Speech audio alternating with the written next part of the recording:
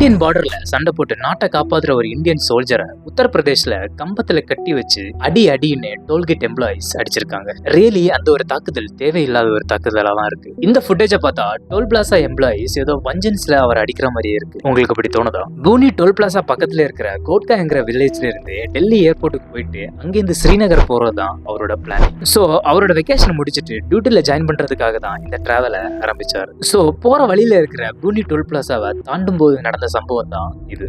அவரோட ஊரு அந்த டோல் பிளாசா பக்கத்துல இருக்கிறனால அவருக்கு டோல் சார்ஜ் கிடையாது. இந்த கான்செப்ட் எப்படி ஒர்க் ஆகும்னா, அந்த டோல் பிளாசாவை சுத்தி ஒரு 20 கிலோமீட்டர் ரேடியஸ்க்குள்ள வாழ்ந்துட்டு இருக்க மக்கள் டெய்லி அத்தியாவசிய தேவைக்காக டோல் சார்ஜ் பே பண்ணாமலே அந்த டோல் கேட்டை கடக்கலாம். இந்த இந்தியன் சோல்ஜரும் அந்த கேட்டகரிக்குள்ள தான் விழுவாரு. எனக்கு ஃபிளைட்டுக்கு டைம் ஆயிடுச்சு, அர்ஜென்டா ஏர்போர்ட் வரைக்கும் போகணும், என்னால இந்த கியூல நிக்க முடியாது, என்ன எப்படியாச்சும் விட்டுருங்கன்னு கேட்டிருக்காரு. இதுக்காக நடந்ததுதான் இந்த ஒரு சம்பவம். முதல்ல வாக்குவாதத்துல ஆரம்பிச்ச இந்த சம்பவம் கடைசியில அடியில போய் முடிஞ்சிருச்சு. இந்த இன்சிடென்ட்க்கு அப்புறம் 6 டோல் பிளாசா ஸ்டாஃப்ஸை அரெஸ்ட் பண்ணிருக்காங்க. மேலும் இன்வெஸ்டிகேஷன்ல இன்னும் பலரை அரெஸ்ட் பண்ணுவாங்கன்னு போலீஸ் சொல்லியிருக்காங்க. இந்த அட்டாக் உண்மையிலே அவசியமா, அதுவும் நாட்டை காப்பாத்துற ஒரு ஜவான் மேல.